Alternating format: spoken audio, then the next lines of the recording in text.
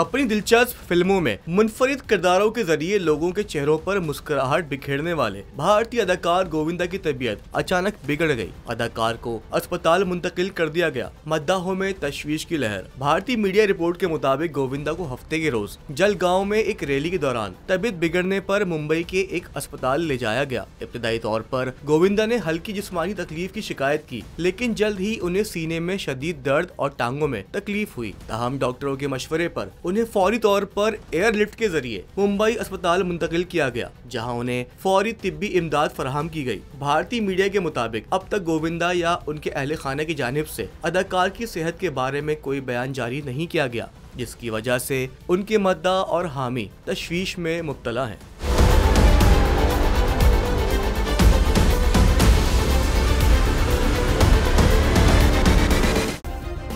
Subscribe करें और bell दबाएं ताकि कोई खबर रह न जाए।